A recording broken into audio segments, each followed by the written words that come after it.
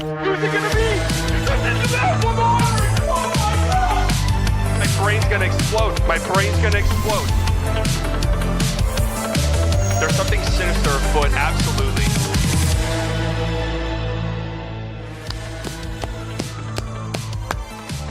Hello, everybody. Welcome in. Welcome to the Slightly Biased Show here at Haymaker Studio. I hope you guys had a great holiday weekend. I guess the holiday is still continuing. I don't know.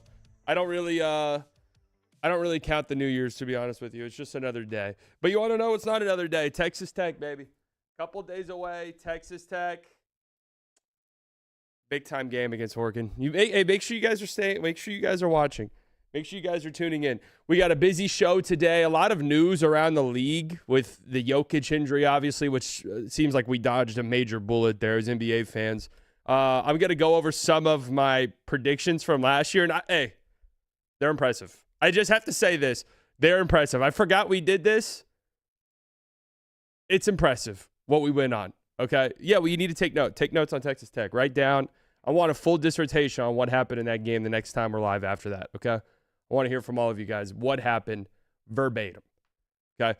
And I'm also going to give you guys my goals and predictions for 2026. We've got only a few more hours left in year of our Lord 2025. What an unbelievable year it was. Yeah. Tomorrow, we will be live, same time, right here. Nick and Isaac will be joining us. We're going to three-man weave it here at the Slightly Biased Show at the Haymaker Network here in beautiful downtown. I'm not telling you where it is. You guys can subscribe to the Haymaker Network. The link in the description down below. More content coming up in the near future there. My show's over there as well. There's already tons of stuff. Dirk got interviewed on there. You know, John Daniels. Some interesting information there. Nick Van Exel. No, not Nick Van Exit, which is Nick Angstad's Twitter handle. Nick Van Exel. Cowboys stuff. That's over and done with. Thank God. Thank God. Right? And it's also on all platforms, audio platforms, including my show. I learned this last week. So Spotify, Apple Podcasts, the audio files, those of you who love audio formats, there you go. It's available for you. So subscribe, like wherever you like. Like this stream right now, folks. Like it, subscribe. Let's get right into it. I guess we'll start here. Mavericks Blazers last night. Talk of the town, frankly. Everywhere you go in NBA circles, everybody's talking about Mavs Blazers from last night. It's one of the most consequential games of this millennia. God, this team's just becoming so boring. And that's just the harsh truth. With no Anthony Davis, they're the same team. Every single game is the exact same. Every single one. They start the game so slow. They shoot 23s. Maybe they make 3 of them. Maybe they have a decent shooting night and make 6.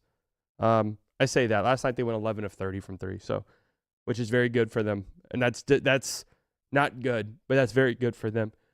They're just a boring team right now. And to their credit, they put it together in the second half of games and come back. You know, it wasn't a great Cooper Flagg game. 6 of 20 from the field. I thought he did a lot of other stuff well over the course of the game. You know, he did have 8 assists, 5 turnovers, though, to be fair. Only 1 live turnover, so some offensive fouls. One of them wasn't his fault. He was cutting baseline and got a pass and was standing out of bounds when he caught it. So, yeah, right now the Mavs' big problem is beyond injuries. You know, it's easy to forget that they're missing 3 of their 4 best players most nights with AD, Kyrie, and Lively out. But their guard play is just – there's a big problem, okay? B-Will was great last night. He was fantastic. 22 points, was getting to the rim. His ability to get into the paint is so important for this team because they can kick out and they can play off of that. It's much needed when the rest of these guys sort of lack that creation juice. It's nice to have somebody who's able to get in the paint as much as they are. Nembhard and Brandon Williams combined to shoot 2 threes, and they made 0 of them, right? And B-Will shot 0. So in 2025, going on 2026, guys, 2026 is 48 hours away, okay? Make sure you guys write that down. Make sure you guys are fully aware that 2026 is only 48 hours away. Completely different year, completely different vibes, okay?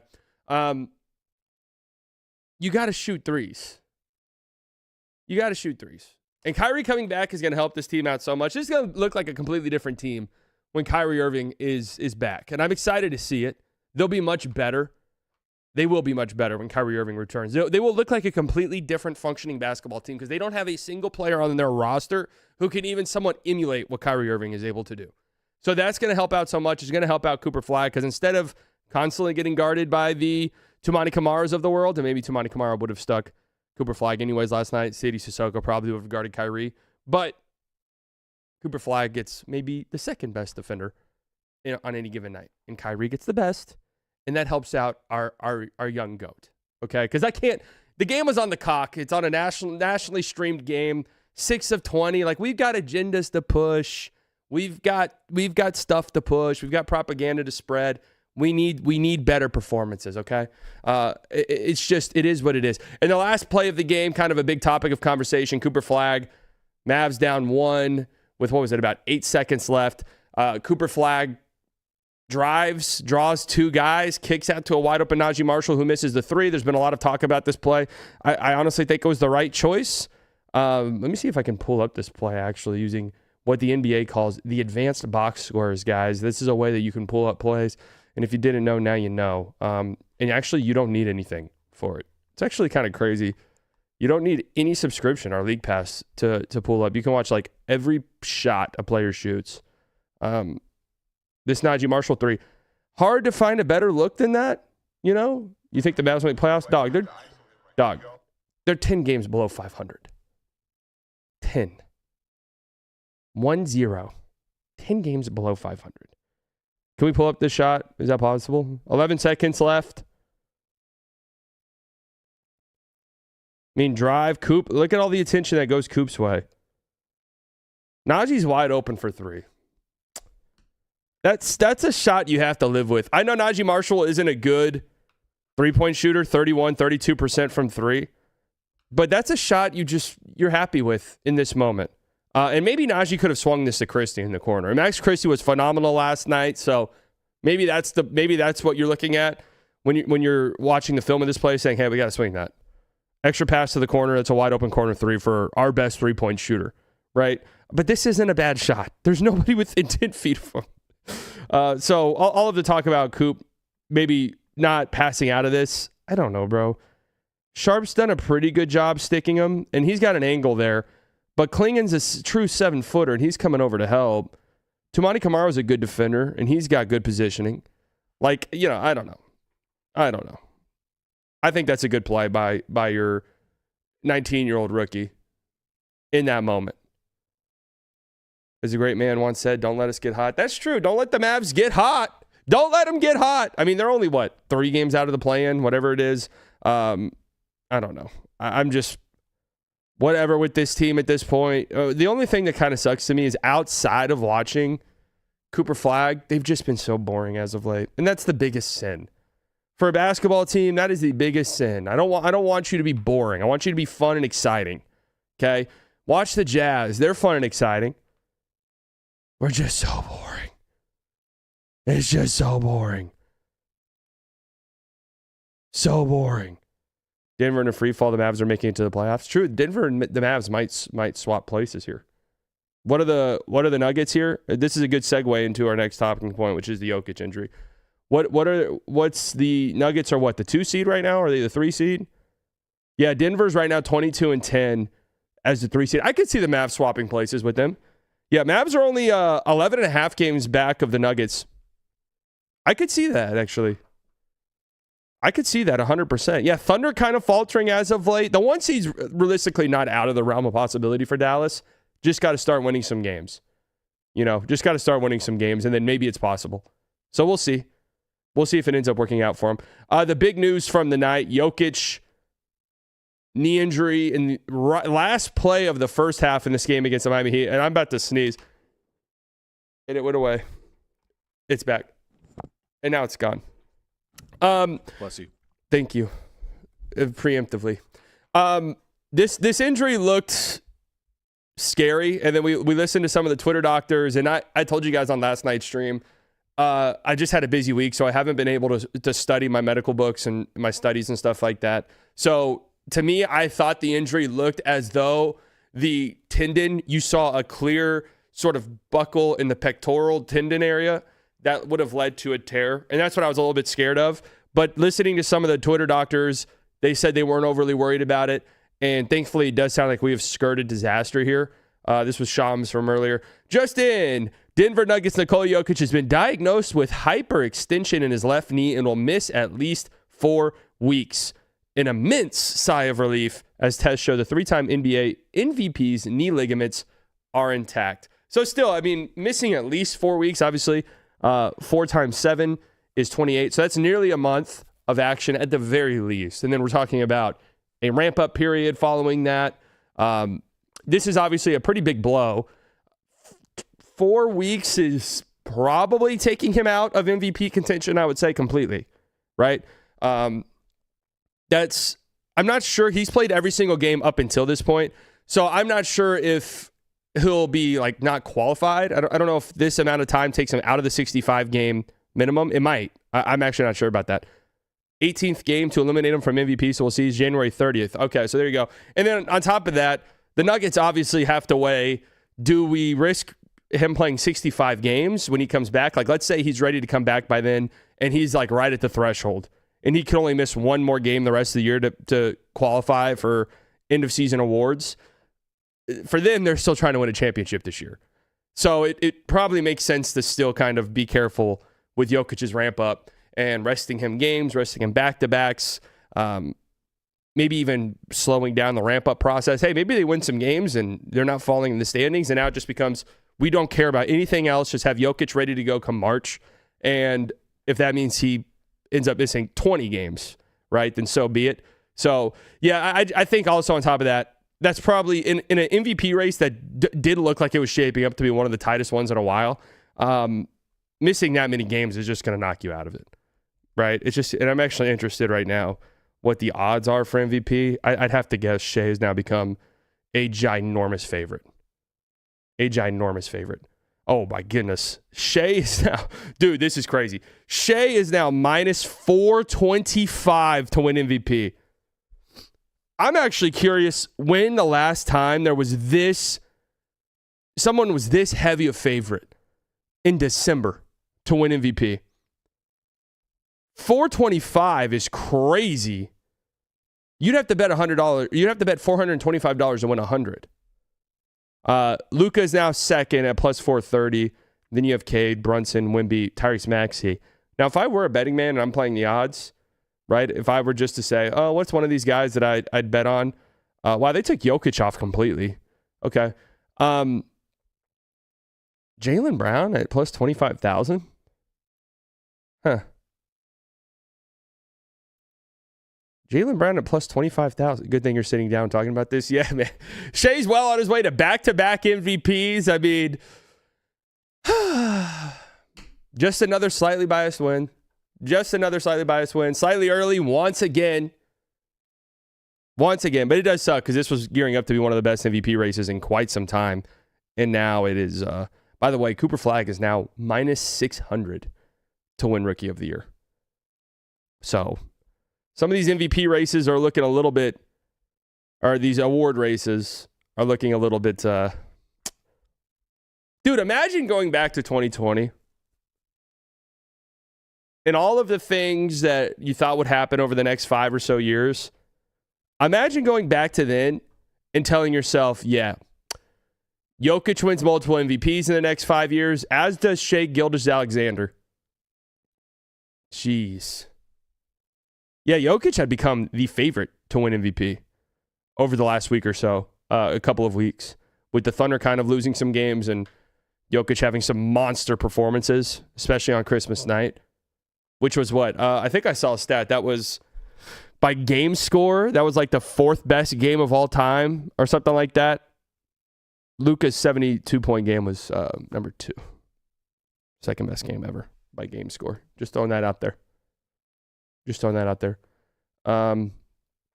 Yeah, so I have to be real. I can't imagine. I guess you're basically voting. If you're not picking Shai MVP at this point and you're betting on anybody else, you are quite literally betting on a Shai injury. Knock on wood, but that's what you're betting on at this point in time. Because there's not a single person below him that would have any argument whatsoever. And And now with, like, Jokic had one, obviously, but now with his injury, that's off the table completely. There's no way Luka wins MVP if SGA stays healthy at this point. I mean, not this year, no. Not this year. There'll be a year, though. I still think Luka will probably have a Kobe-like career in that sense, or maybe he just gets one MVP. But it's kind of goes forgotten in time, and you just remember, yeah, Luka. He was great. All-time great. Only won one MVP. Did you know that? Like, that's how I sort of envision Luka's career playing out. So anyways, happy at the very least that Jokic is not going to be out for the year, right? So you guys say January 30th is that 4-week mark, or that's the last game he can miss before he's out of the race entirely. That's enough time where I almost wonder if they just go all-star break with him, right? Because at that point we're only talking a couple weeks. And again, if they win games, they've built themselves a bit of a cushion. They have built themselves a tiny bit of a cushion so far, 22-10. And if they have enough talent, Jamal Murray's good enough that they'll win games between now and then. But this obviously is great news for the league that he's going to be able to come back, and hopefully he's back to Jokic because, I think we're going to have a unbelievable Western Conference playoff. And if Jokic was out and the Nuggets were out, well, then that changes the dynamic completely. So anyways, that was a difficult injury. Nuggets Thunder round 1. Let's go. I don't think they're going to go with that. I don't think they're going to go that far down, but I actually do think, and we'll talk about this here in a second, I actually do think we might get some 4-5 stuff. Chances of Joker coming back before Kyrie. No, I really do think Kyrie comes back in January. And I got a couple different reasons for that. One, I think he's pretty close to ready. Two, I do think that there's gonna be a concerted effort by the Mavericks to say, hey, we want to see Kyrie, AD, and Cooper Flag. We've got the February trade deadline. Teams might be calling us about AD. We're interested, but we at least owe it to ourselves to look at that trio. We've never seen it.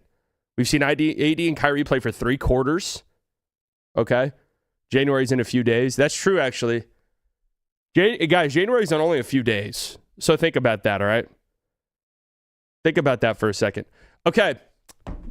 With that in mind, I love doing this last year. And whenever I say I love doing this last year, I forgot I did this last year. But it popped up in my Google Drive.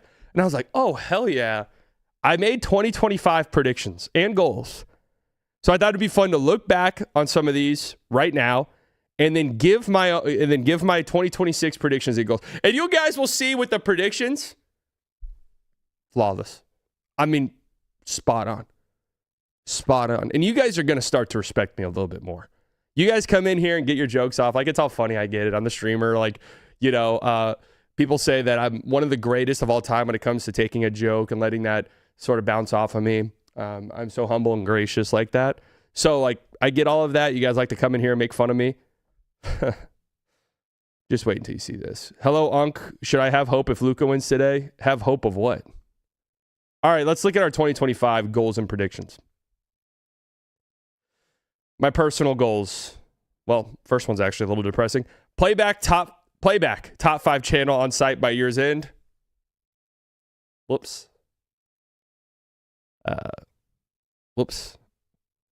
Now, honestly, I don't know. Is that true, maybe? I never saw the numbers. And now that it's gone completely, we can just actually check that as a win. Okay? Let's mark that as a win, everybody. Rest in peace, Playback, of course. Rest in peace. Stop falling for trolls so easily. I don't know. I think I did a pretty good job on this one. What do you guys think? I think I knocked that one out the park.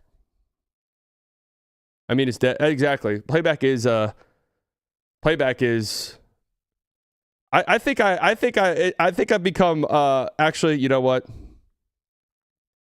We're gonna mark this as an L.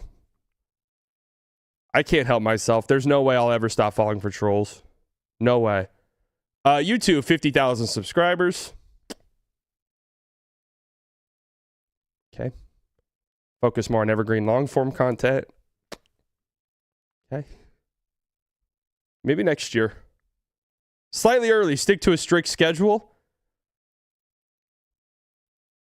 We didn't do that. Let's just be honest with ourselves, right? And honestly, I'm blaming the ankle injury. The ankle injury just derailed everything. New weekly Bleacher Report show. What did I mean by this? But you know what? I am on Bleacher Report. Did you guys even know that? I am, by the way, on the Mavericks tab. Boom, there you go. I did that. Collab with other creators more. I think I'd say I did that. I think I'd say that was a win. Twitter, use it much less. This is actually a big win. I'm hardly ever on Twitter anymore. So that one was a success. Read a book a week. What the fuck was I thinking with that goal? I mean, what was going through my mind that I thought that was going to happen? Was I being performative? I don't know. A book a week? A book a week, yes. That doesn't... I'm capable of doing it, but... What kind of books? I'm a nonfiction guy. Okay. I don't read any fiction. Maybe that's a part of my problem with books is all of my books are horribly depressing that I read. Horribly depressing. Usually about the American empire and colonialism and imperialism and racism. So maybe that's why. A book a week is crazy, especially with your schedule. Yeah. So what I thought I would do is read maybe like wake up and read, 50 pages in the morning and then go about my day. And that probably is enough to read a book a week. But I honestly don't know if I read more than 3. So there you go. Reach, set up merch shop. No, I did that. That's actually a huge win on my end. Boom. Net worth improved from 7.9 million to 14 plus million. Massive win. I mean, guys, I can't get into the details of it, but massive win. Trying to play basketball 2 to 3 times a week. Do I count this as a loss? Because I would have easily succeeded in this mission had it not been for one of the most gruesome ankle injuries in LA fitness history that I recovered from in record timing. So in some ways, I almost take this as a win. You get a red shirt. Okay, I'll redshirt this. So this will go as a gray area. A win this year's Mavs Twitter tournament. So here's the thing, guys. The Mavs Twitter tournament got canceled because everybody quit the Mavericks after the Luka trade. I'm not kidding. That's exactly why it happened. Because nobody gave a fuck about the Mavericks anymore. Nobody who set up the Mavs Twitter tournament liked the team any longer. I'm not joking. That's why this tournament did not happen this year. Now, I wouldn't have been healthy enough to play, right, is the problem. But with that being said, based off of my team's performance last year, I easily think we would have won it. So I'm counting this as a soft win, only because, again, I do think we would have won this year had this taken place. Okay, how long did it take you to recover? About a couple weeks. Have a sick new setup by the start of the 25-26 season. Well, I'm actually going to count that as a soft win because I have this, but that's not what I was talking about. But that's not I mean, look at this. Okay, we're going to count that as a win. We're going to count this one as a win. So the ankle injury was inevitable this year, either at the gym or in the tournament. Maybe, I guess. Healthily down to 215. All right, let's get into my predictions. Here we go. Guys, this is crazy. This is crazy how accurate some of these were. All right. Predictions. Celtics weird year continues. Upset in playoffs. Knicks, but maybe Cavs. Obviously, they lost to the Knicks in the second round. Jason Tatum tears his Achilles. Boom. Big W. We're counting that as a, let me rephrase that. I wasn't saying Jason Tatum tearing his Achilles was a big W, but I was saying my prediction was a big W. Boom. SGA ends up winning MVP comfortably. Wemby finishes top 3. I don't remember how comfortable was it. What was the voting looking like on that one? But this one was a win. Wemby did not finish top 3 in MVP voting, but he didn't qualify. And he became a DVT brethren of mine, which, again, I wasn't fully aware that was going to happen to me. Alex Sarr ends up winning Rookie of the Year. No. I don't hate my logic there, though. Thunder make a big trade deadline trade, win the finals. Well, they did win the finals. Did they make a move at the trade deadline this past year? I don't think they'd made one single move, did they? Kind of rare teams do absolutely nothing at the trade deadline, but I think they did. Mavericks Nuggets play in one of the... This is just sad. Let's boom. Mavericks Nuggets play in one of the best series of the decade. Luka finishes series averaging 37 points per game. Yeah, okay. All right. We can move on from that. NBC and Amazon have incredible starts to their coverage. I think this is a clear W. They've been great. Had some gripes last night with the fact that we're 15 minutes past scheduled tip-off time. Game starting at 9:30 because it's on the fucking West Coast, and they're still doing player intros. And I like that NBC shows that. It's cool. It adds to the aura. You're showing player intros. You're showing the intro theme for each team, the crowd, whatever. It's all cool. The player introductions for both teams. But it's like, dude, this game was supposed to start 15 minutes ago, and we're quickly approaching midnight, right? So that was kind of my gripe. Stephen A. Smith leaves ESPN for Fox News. I like my logic here. I like my thinking. Didn't happen, but I like that. ESPN begs Skip Bayless to return. Did this not happen? Did they not like kind of tease Skip Bayless, Stephen A. Smith reunion? Can somebody please confirm that in the chat? I swear I remember that being a thing. They didn't? I don't know if I believe you, so I'm counting this as a soft win. He got in legal trouble. Before the legal trouble. Was that legal trouble this year? Before the legal trouble, I swear that it was kind of rumored. You vaguely remember? That's all I need to hear. Soft win for me. Massive college sports betting scandal. I don't know about that, but there was a big-time NBA one. So we'll throw this into the gray area. New All-Star Game format ends up being huge success. No. Tough. Well, that one's a miss. And that was just me being an NBA hole and just thinking the league will figure this out at some point. Jazz win the lottery. Never been more happy to be wrong about something. Boom. Okay, here we go. Calendar year of 2025 is crazy in terms of star movement. Well, it was. It was. Jimmy Butler, De'Aaron Fox, Kevin Durant, Zion, Brandon Ingram are all on new teams by the end of 2025. Well, there's still some time here for Zion. But Jimmy Butler, yes. Fox, yes. KD, yes. BI, yes. So I'll count that as a win. I mean, that wasn't that crazy of a prediction, though, at the time. Stretch, Domantas Sabonis, Joel Embiid, Devin Booker, LeBron James. None of those guys are on new teams. What was I thinking with Embiid? Who the fuck's going to trade for him? Bucks lose early in the playoffs? Oh, Bucks lose early in the playoffs. Giannis trade rumors ramp up again, but the Bucks make panic trade. Thanasis is made assistant coach. So Thanasis is back with the org because last year he was not on their team. He is back on the team. And yeah, this is a win for me, 100%. Panic trade. It wasn't really a trade necessarily, but the wave and stretching of Dame to bring in Miles Turner, that counts as a panic move. Yeah, there you go. Panic move. Warriors asked Steph Curry if he wants to be traded, but he says no, that did not happen. Mavericks had third star in the summer. Well, we got to count this one as a W, chat. Mavericks add third star in the summer. I think this counts as a win. And maybe it's a monkey paw moment. But it counts as a win in my books. It counts as I'm counting this one as a win. It didn't happen the way I thought it would. But they did do it. They have I would say 3 like star level players on their team now. Only one's usually playing at a time, but Rockets add lead guard in the summer. No, they didn't really do that, but they did add KD, but I'll count that. I'll put this in the gray area for me. Gray area. Spurs make massive trade during the summer. Finish November as a top 2 seed in the West. Whoa. Is that right? I think that's right, the second part. Would we say they made a big trade, though? They didn't really. I mean, they went out and got Luke Cornett, which was a nice addition for them, but no, like, sizable move. I'll count this as a soft win. I saw the vision from a mile away. Soft win right there. Calvin Booth and Michael Malone are fired. Wow. Big W. Got that one 100% right. Vibes in Minnesota start to feel really bad. Reports of player-only meetings. Someone punches Rudy Gobert accidentally, but it makes headlines. I don't really know what that means. No, the vibes honestly aren't bad at all there. They made the Western Conference Finals again. Anthony Edwards was shit-talking Lakers fans. That's an L. They've actually, vibes are good. I was about to say, they've actually kind of surprised me in terms of how good their vibes have remained, all things considered.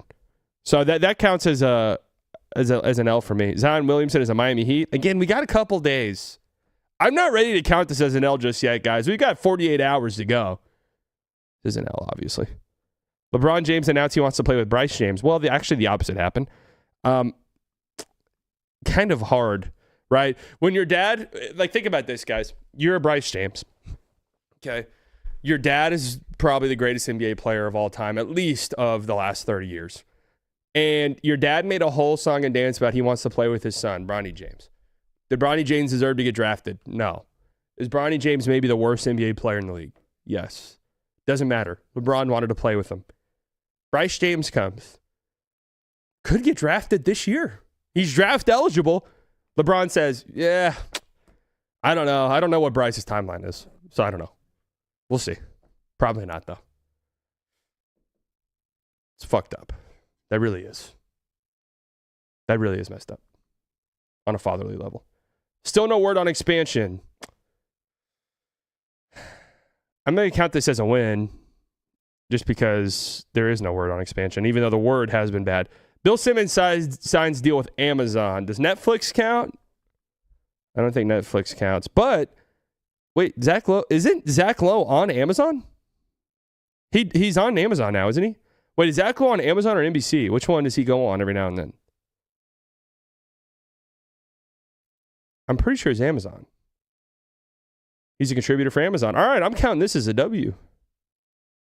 LaMelo Ball accidentally runs over fan's foot, leaving stadium, vows to grow up, is on the cover of NBA 2K26. So I don't know. The 2K26 part is wrong, but did he run over somebody this past, in the last calendar year? Do we know if he's hit somebody with his vehicle? Because I'm not ready to count this as a full loss just yet. We still have a lot of time. So, not the cover athlete of 2026, unfortunately. Why the fuck did I think that was going to happen? He did. Wait, he did. No, he hit somebody a long time ago, I thought. He did run over a fan's foot. Okay, then we're going to count that as a massive W for me then. A lot of players change teams, but no teams completely tear their roster down besides maybe the Kings. Trying to think now. In the last 12 months, has anybody like torn down their roster? No, I don't count the Celtics.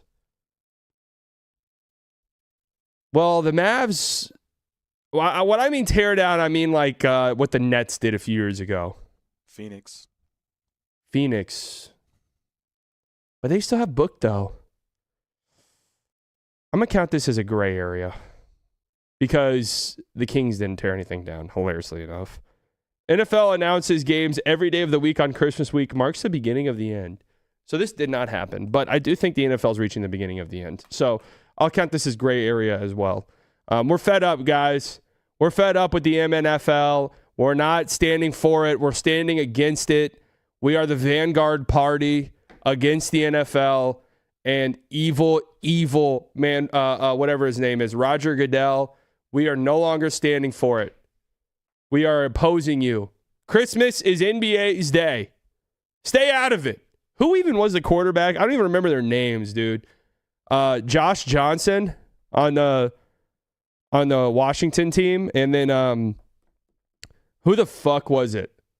Can anybody off the top of their head name the Chiefs quarterback who just played on Thursday night on Christmas? How many? Who can do it right now without Googling it? Okongwu? Oneke Okongwu's brother? Okalawan? What was his name? Nobody even knows it. I dare you to pronounce it correctly if someone gets it. No one's gonna get it. That's the thing. You just fell into my trap. Trent Green? No, he's an offensive lineman. I'm pretty sure. No, exactly my point. Okay, Phillip Rivers. No. He's in the NFL though. Ime Udoka gets into a verbal altercation with opposing players during playoffs. I can't remember off the top of my head if this happened or not, but I'm just going to go ahead and mark this as a win because I feel like it did happen. Aladukan, Aladakan. Got it. Point proven though. Nailed it. Mark Cuban's. Oh wow, this is my last prediction from last year. Mark Cuban's phasing out from ownership becomes ugly. Barely at games to start the 25-26 season. I actually think the opposite of this happened. I think he's actually more involved now than he was when I made this doc. So I'll actually count this as an L. But all in all, though, pretty spot-on prediction. Pretty spot-on predictions, I would say. Especially like my actual NBA takes. Ended up panning out quite well. All right, so with that being said, 2026 is going to be a much better year. I don't know if we were recording or not on Locked On last night, but Isaac asked me, can 2026 be worse for the Dallas Mavericks than 2025? And I was like, I don't want to definitively say an answer because I don't want to put any energy into the universe, but almost certainly seems impossible for the answer to that question to be yes without an aviation incident. Like, that's all I'll say. I won't say specifically, but that's really where we're at, okay? And again, knock on wood, I don't even want to put that into the universe. To be fair, the last prediction, Cuba did spend 6 months running a press tour about how he wasn't involved with the Mavs' decision this year. Yeah, but, well, this was before the Luka trade, actually. I'm going to change that into the gray area. I forgot that this was before Luka trade. So, honestly, kind of a nice dub by me. I'll take it. A lot of gray area ones here. That could easily count as wins, guys, but that's not how I like to play. Okay. Wasn't there a prediction of Stephen A. Smith running for president or something? No. My prediction was Stephen A. Smith leaves ESPN for Fox News. And my thought process was that's kind of a launching point for him in his bid for presidency in 2028. But don't worry, I've got something coming up here for that. 2026 goals and predictions. Here we go. Woo! I'm pumped about this one. My goal this year is to hit all of these. So my personal goal is to hit all personal goals. Okay? Stop getting rage baited. Now, this one's probably the most difficult one here, but I think I can do it. If I lock in enough, I think I can avoid getting rage baited as much as I currently get rage baited. Time will tell, though. Time will tell. Get the Shea memes ready. He ain't getting that first one. That's not a loss, dude. And by the way, I have 48 hours to get rage baited as much as I want. This starts New Year's Day. So for the next 24 plus hours, you guys can rage bait me all you want, and it doesn't count. After that, though, we lock in. No more rage baiting. YouTube, 50,000 subscribers. We're going for this one again. Problem was I only made like 5 videos this year. I looked back on that and couldn't fucking believe it. I barely made any videos on my channel this year. Looking to change that this year. We're shooting for 1 video a week, at the very least. At the very least, 1 video per week. Decided by Sean Haymaker becomes one of the best basketball shows on the internet. In a lot of ways, it already is. But, you know, as we continue to work and get better, more guests come on, we improve the program a little bit, I think it's only going to continue to blossom into the best show. I mean, I don't even know why I'm limiting it to the internet, but that's right. Becomes that one's honestly just like, hey guys, that right there is me already knowing this is one of the best shows on the internet, but I'm setting it up for an easy win at the end of the year. That way I can just check it green. You guys get what I'm saying? There you go. Keep working with Bleacher Report is another one of my personal goals. I've been working with them for a couple years now. I enjoy working for them. So let's keep it going. Let's keep that partnership working. Focus on short form content. So is TikTok even going to exist in December of 2026? I mean, who the fuck knows, right? But I need to do better about making shorter content. And then on top of that, like, I don't know why I have succumbed to this thing where every video I do make on the Slightly Biased channel, on this channel, has to be multiple hours long. I need to stop doing that. I'm not sure why I do that. I'm not sure I did. I'm not sure why I do that. Does anyone remember when Slightly Biased didn't pre-recorded shows? So guys, this is in a couple of days from now. I wouldn't even respond to this, right? But since rage baiting doesn't come into effect in the next couple of days, I can openly say it's not pre-recorded. Shut up. So there you go. No. I know. I'm giving you 48 hours for the rage baiting. Collab with 2 to 3 creators a week. I'm just gonna tell you right now, this one ain't happening, but we're gonna try it out. I'll just tell you right now, this one's not gonna work. But sure, Grow Fully Delusional. That's the merch shop. That's gonna happen. I'm telling you that much. Healthily down to 220. So you'll notice I changed it from 215 to 220. 215 is just not attainable with this build and this amount of muscle mass. Like, it's just 215 can't happen, knock on wood, unless an illness occurs. So for me, it's just not happening. Okay? It's just not happening. He's entering the stage of his life where the target weight grows by 5 a year. Oh. That's pretty fucking funny.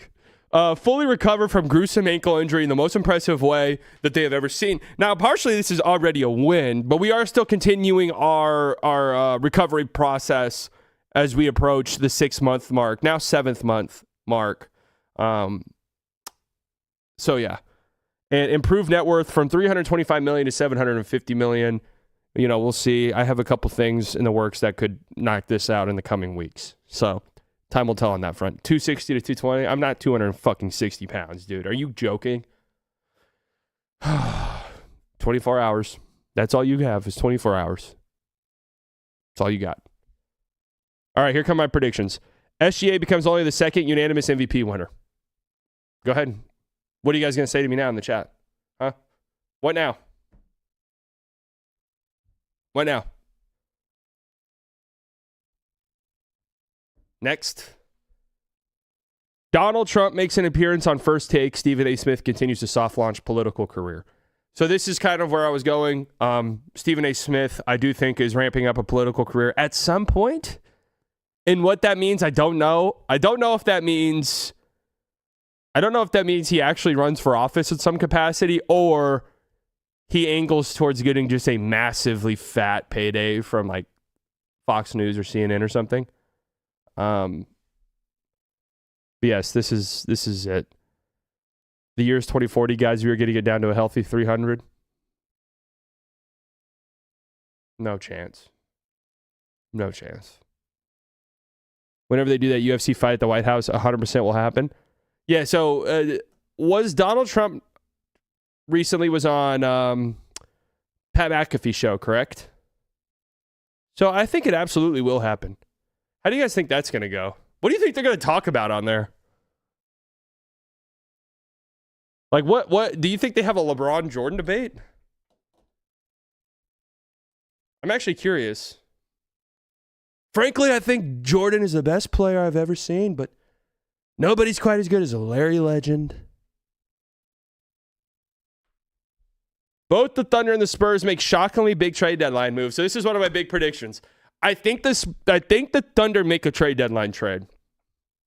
I think maybe their little rut over the last couple of weeks, you know, just a pretty standard thing for any NBA team. But I think it has shown that they do have some, and glaring might be a little bit harsh, but they do have some fairly sizable weaknesses that can be exposed, that they have the assets to shore up. And whether that's they go out and get a legitimate 3-point sniper, or they go out and get a legitimate second ball handler that can come off the bench or start in a pinch. I don't know. But I do think they make a sizable trade. I think the Spurs do as well. I think the Spurs kind of look at what they've done. They look at their wins over OKC, and they might think to themselves, dude, we could win the finals right now. And maybe we don't have to tap into every single one of our assets, right? But Trey Murphy, can we get something like that? Wow, LeBron, not the greatest. He's so terrible. We've never seen a bigger baby in the league. He's such a baby, folks. A big baby. We call him La China. He loves China. Trey Murphy to the Spurs. I'm planting my flag on this one. I'm planting my Cooper flag on this one. Both teams make it to the Western Conference Finals. So we get a Spurs-Thunder Western Conference Finals matchup. Denver is the 5 seed. So my prediction is in the next month or so, they drop enough games to find themselves in the 4-5 range. Meet the Thunder in the second round, and we get another 7-game slugfest. Now, obviously, since I picked the Thunder to make the conference finals, and that means I think the Thunder win. But Denver Thunder, round 2, part 2. Another slugfest, another all-time classic. 7 games. What do you guys think about that? I love it. Okay, so last year I tried to do the NBA a-hole. I love the NBA. Everything's perfect. The All-Star Game is going to get fixed. We're just ditching that entirely. All-Star Game sucks ass. Again, NBA seriously considers just completely getting rid of it and replacing it with Cup Final. Yeah. I think we're probably approaching the end of the All-Star Game. I think that the vibes around it are so negative. Obviously, like, it's fun to have it, and they'll probably figure out a way to incorporate an All-Star weekend. But it'll almost certainly get swapped, would be my guess. Like, that weekend then becomes a showcase for the NBA Cup. Would be what I guess ends up happening. And the All-Star Game just becomes kind of like a sideshow. Because, I mean, it's just reached a horrible point. And maybe this year with the World versus USA stuff, maybe there's a little bit added oomph. But, dog, I've watched Luka play in these games. Let's get serious. Let's get serious. In most shocking trade move of the year, the Bucks, instead of trading Giannis, trade for Trae Young in the last-ditch effort to placate Giannis. Interested to hear what you guys have to think about this one. Because I've tried to think of potential Trae Young destinations. It's hard to think of. You need an uber-desperate team. Who needs a guard? And who's more desperate than this Bucks team? Who's more desperate? I'm not even sure how it works, really. But, okay, I was thinking about this. Let's just say the reality probably is Trae Young's market's pretty trash. So you probably don't need to give up much to get him. For Atlanta, they're probably looking at this like, yeah, we just need like maybe one asset, and that's it. We don't want to have to worry about paying him or whatever. For Milwaukee, you can look at it as, all right, we'll get a guard to pair next to Giannis, and those two can play off of each other. And if the time comes where we do trade Giannis, at least we have Trae Young here. Like, at least we have that to market them and to push, because they don't own their picks. So, like, them being horrid just doesn't make any sense. And I'm not saying they'll be good or anything like that, but at least gives them something to market, right? Atlanta has the Bucks pick, though. They would want the Bucks to lose Giannis.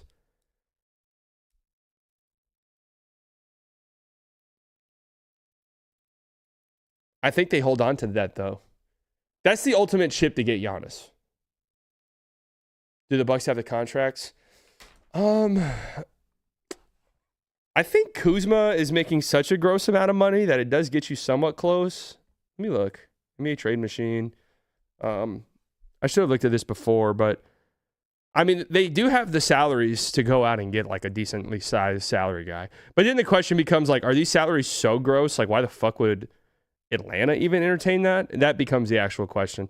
Like, let's see.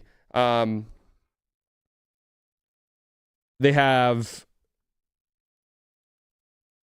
Miles Turner at 25 and Kuzma at 22. The problem, though, is trading picks for Bronny. Hell yeah. The problem, though, is like that Turner contract is probably horrid. So you'd probably have to find a third team. I don't know, though. Something to think about. Something to consider. Would the Bucks do that? Like, if it were Kuzma, because the Bucks have some far out firsts. So Kuzma, Miles Turner, and like a far out first, which could be very valuable to the Hawks for Trae. And maybe the Hawks view it as, okay, we'll take another one of your picks, but we're ready for that Giannis phone call when it happens. We're ready for it.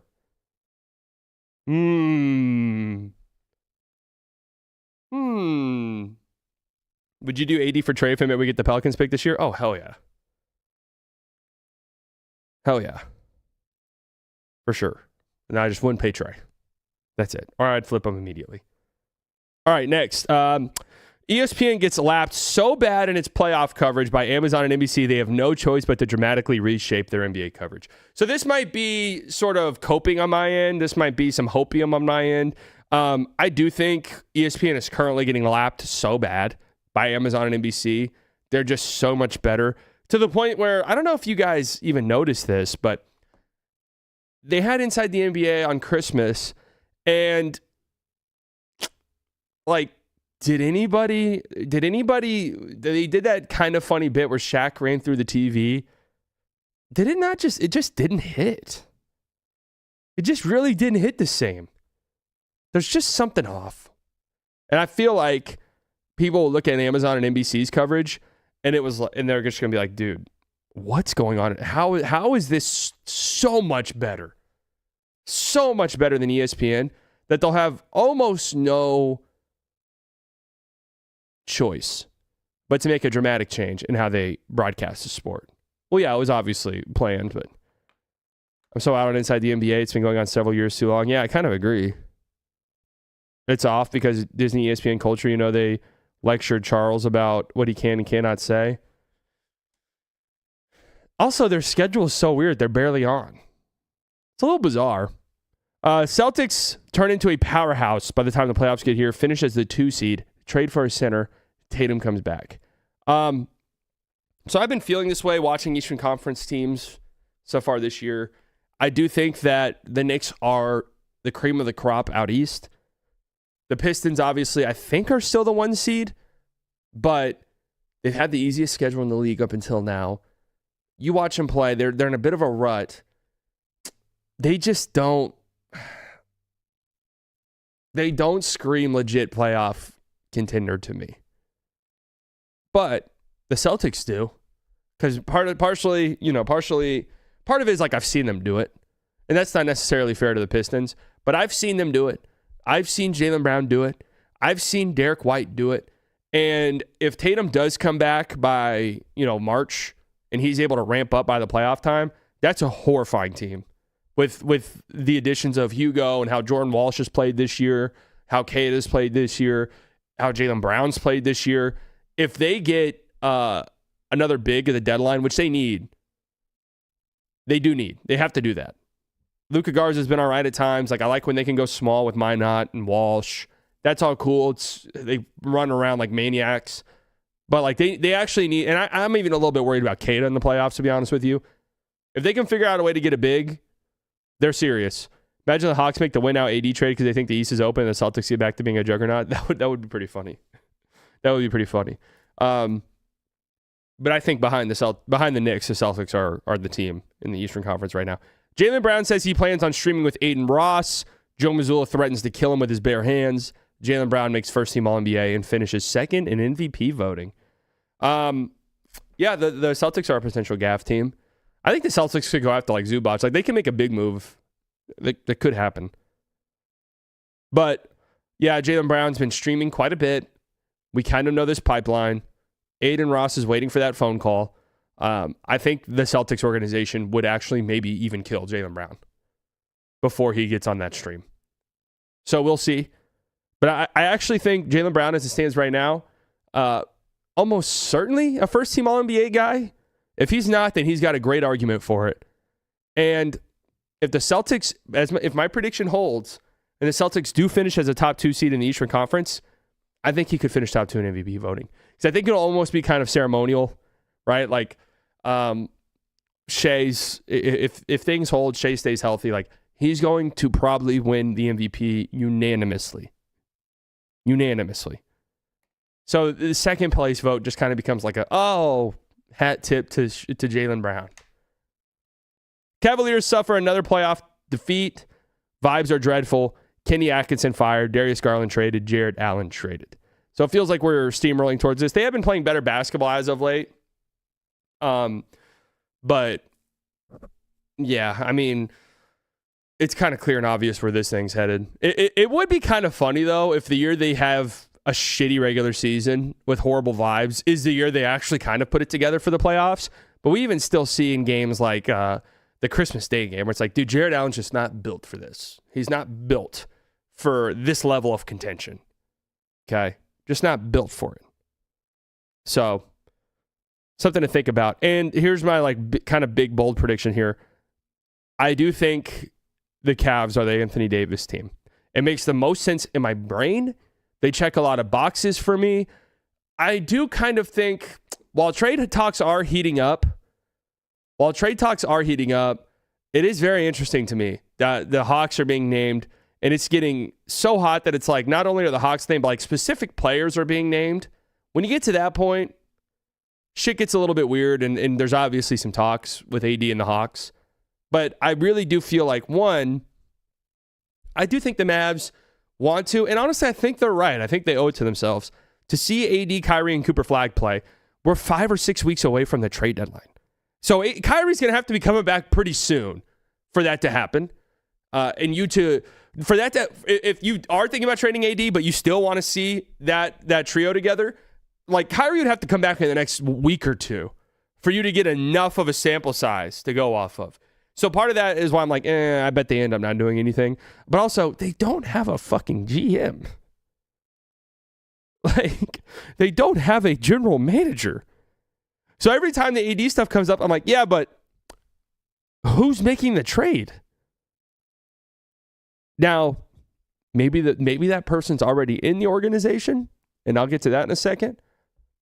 But I just feel like with no GM there, I feel like they almost certainly won't make a big trade like that.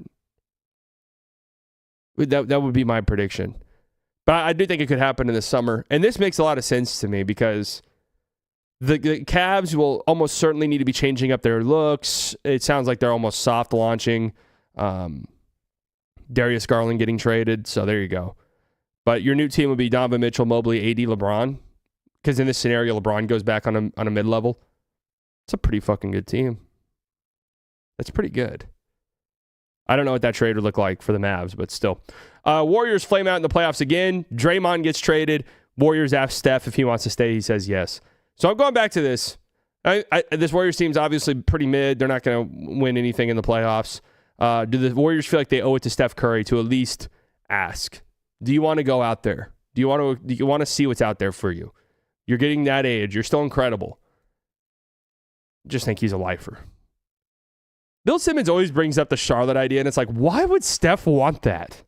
I have never understood this. It's like, why on earth would Steph want to play in Charlotte? Does he care that much? Has he not spent more years of his life in the Bay by now? Like, I don't understand that. Player movement isn't as crazy as last year. So, infamously, I said that, and we'll power through the rest of these. Infamously, last year I said the trade deadline would be boring, and Luka Doncic got traded. So we'll see. Here are players I think will be on new teams by the end of the year. Trae Young, Anthony Davis, Zion Williamson, LeBron, Darius Garland. Just think those guys will get traded. Now remember, the players I predicted to get traded last year, only one did not. So players who might be on new teams by the end of the year, Kawhi, Harden, I think it's possible. Kawhi, man, telling you, I'd be making some phone calls. Bold. Paolo. Think about it. Do the Magic say, let's get out of this? Let's get out of this while we can. Let's get out of it. Nets win the lottery. I've been watching them lately. I watched their game against the Warriors last night. Dude, they play well. I think they kind of deserve it from the basketball karma perspective. I think the Nets kind of deserve it. They play a good brand of basketball.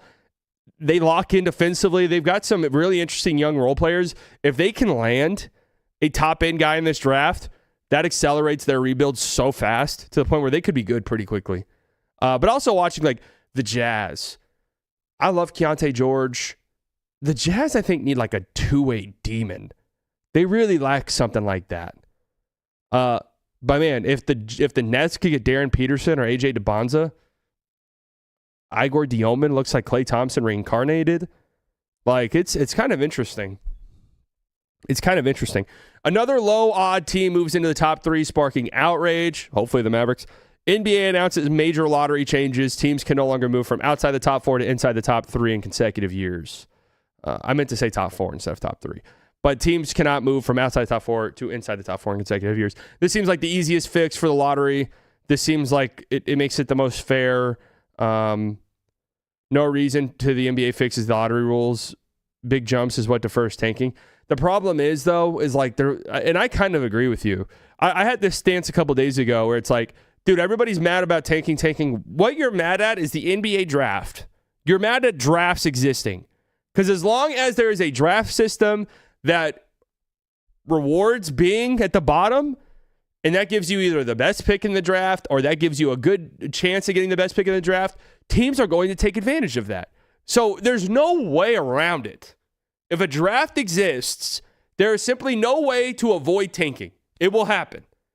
And I do kind of think, and I agree with you here, 214. And the reason why I added this is not that I think it's necessarily a great idea, but that I think it is the easiest way to fix and sort of, calm down fans, is what happens when a team says, oh man, currently we have the 5th best odds to win the lottery, but we jumped into the top 4 last year. So we have to lose the next 10 games to get ourselves that 4 spot. That way we don't have to worry about getting punished in this draft. Then what happens? You're going to see tanking that's even worse than now. So there's an easy fix to this. If you think tanking is that big of a problem because of the draft, there is a fix. It's either flattening odds entirely. There's no more lottery. Every team, 30 teams, every team gets the same exact chance to win the lottery. Or we're going to a European soccer system and we're getting rid of the draft. We don't think NFL and the teams in the NFL don't tank. No. The NFL teams tank 100%. Go look at the list of quarterbacks who are playing on a week-to-week basis at this point in the NFL season. You can't even name fucking 15 of them. They're tanking. I get so annoyed when people only shit on the NBA. It's like, dude, every team tanks, bro. I can't speak on the NHL because I don't know. But NBA, tank. NFL, organizations tank, bro. Max Crosby's posting pictures of him jumping on a fucking trampoline because the Raiders shut him down because they said his knee hurt. And he had to post pictures of him playing basketball to be like, nah, my knee doesn't hurt, by the way, guys. Just letting you know. Like, give me a break. Okay? It's just, people cry about it with the NBA all the time, that it's just a continuous thing. Whatever. It's perfectly fine as it is. Yeah, I really don't think it's as big of a problem as people say it is. Now, come March, yeah, it definitely gets bad. Don't get me wrong. Come March, I agree with you 100%. The NBA kind of reaches a sort of weird, unwatchable state. I was at that Mavs-Raptors game last game of the season, sitting courtside, right next to the players. I was sitting courtside. And when I was there sitting courtside at the game, one of the things I really noticed whenever I was sitting courtside was, again, like right on the floor, right next to the players, like right at half court. Like literally right there. Like I literally was on the wood. One of the things I noticed was I couldn't even name you 6 players that were playing for the Raptors. Like AJ Lawson was running around out there. And God bless him. I was courtside. Yeah, I was courtside. NBA announces changes to 65-game rule after Jokic and Wemby fail to qualify. This feels like a shoo-in to happen. I'm not even sure the 65-game rule improves anything at all. So I think this almost certainly happens. Just because Wemby needs to miss, 6 more games? I think the Spurs would be a little bit stupid not to be careful with him as much as possible. And Jokic almost certainly will not qualify. So they're gonna change this. They're gonna change this completely, would be my guess. NFL teams tank after 3 games of losing, just no one cares if a team sucks. Yeah, that's really it. It's like NFL games are once a week, and it is what it is. You don't really care about it. NBA teams, it's just like they play. If you tank the second half of the season, that's 40 games of unwatchable garbage. To be fair, yeah, that's not good. Trailblazers make a crazy all-in trade in the summer. Kind of just my vibe with them. Dame will be coming back. I don't know if that factors into their decision-making, but like with Denny blossoming into this player he is, they're clearly not good enough right now. They're not in really a position to like tank or be bad and in hopes of getting a young guy. So I think that they look at their situation and say, all right, we need to get the best talent we could get. Are you advocating for the 65 rule change after going through your ankle injury? And the thing is I came back in plenty enough time to qualify. Like they said it was impossible. They said it would never happen. I came back in plenty enough time to qualify for the 65 game rule. I'm just, I'm out on it. God forbid the NBA, you ask a player to play 80% of the games. Well, I think part of the thing is people are going to start being like, is Wemby really not going to win Defensive Player of the Year? Like, there's nobody who's even remotely close to him in terms of defensive impact. If Wemby plays 61 games, are we seriously not going to give him the award? I think that's, like, if Jokic plays 62 games, is he really not going to be voted as one of the 5 best players in the league? Is that, like, really? That's where it kind of falls apart. Right? Jazz make 2 to 3 win now trades in the summer. So this kind of, maybe they get some lottery luck. Maybe they, hopefully they keep their pick and the Thunder don't get it. And they get another young guy to pair alongside Ace Bailey, Keontae George, a lot of these young dudes they have. I could see them making some trades to try and be a little bit more competitive. It wouldn't surprise me that much. They've been rebuilding for a little bit now. It might be time for them to go for it. The only thing I would say is, like, I still don't feel like they have their guy just yet. Maybe Keontae George is blossoming into that. I don't know. Still no NBA expansion announcement. Relocation talks heat up big time. So it seems almost impossible that Vegas will not have a team, or Seattle will not have a team in the next 10 years. But there's been absolutely zero expansion talks. Do relocation talks heat up? Memphis? Sorry. New Orleans? Sorry. Clippers get what's basically a slap on the wrist punishment for the Kawhi scandal. Did anybody else forget this happened? I'm not going to lie, I did. I think it's definitely possible that this almost gets, like, swept under the rug completely. Has it not already?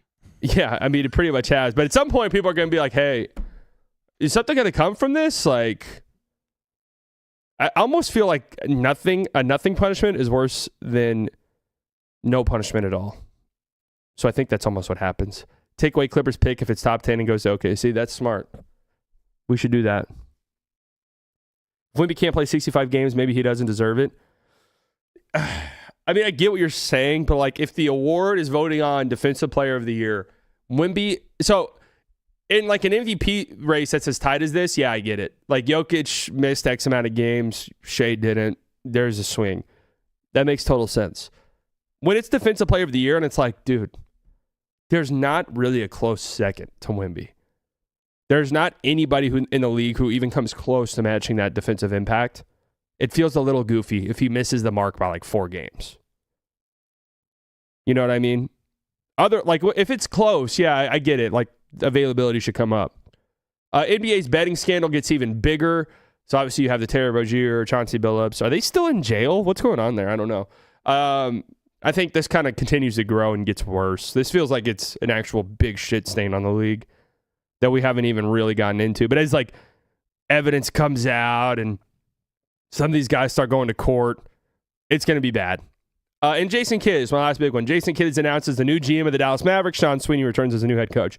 I'm planting my flag on this hill. This is what I think is going to happen. I'm not, like, 100% certain. I need the people to understand, because I keep saying this and people think it's because I have, like, some serious inside information.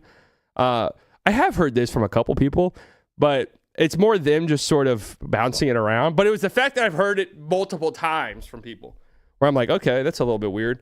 But it's what I think will happen. It makes sense. I think that they're kind of hush-hush on some of this stuff because they already know who their GM is going to be. And I think it's going to be Kill Kid. Do with that information what you will. Do with that information what you will. All right, so those are my predictions. Let's see how good we do this year. Give us a baseball prediction. A giant meteor strikes San Francisco Bay Area during a Giants game. Why is Kid even in consideration? He's wanted to be a general manager for his whole career.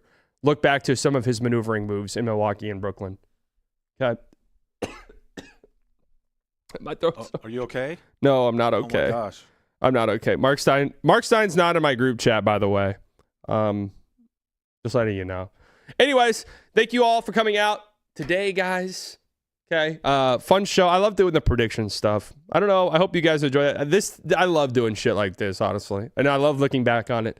So thank you guys for coming out. San Francisco outfield's pretty big too. Yeah.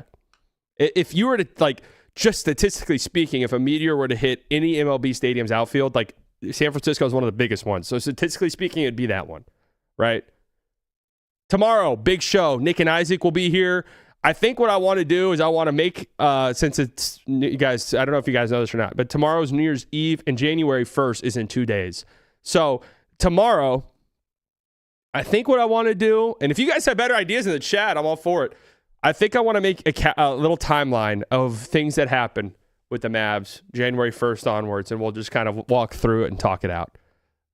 Because, my God, it's been an insane year. I wasn't planning on doing that, and then Isaac kind of mentioned it last night. I was like, that would be pretty funny.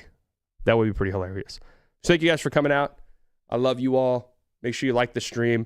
Make sure you subscribe to the channel, both Slightly Biased channel and the Haymaker Network. Link in my description if you're watching this over on Slightly Biased. Yes, I have met Isaac in person. So thank you guys. I'll see you guys tomorrow. Same exact time, 1 p.m. Central Standard Time. Then the New Year's gets here. Trade season ramps up. It's going to be a great time here at Haymaker Network, folks. Great time. Thank you all. Love you. Who's it gonna be? My brain's gonna explode. My brain's gonna explode. There's something sinister, but absolutely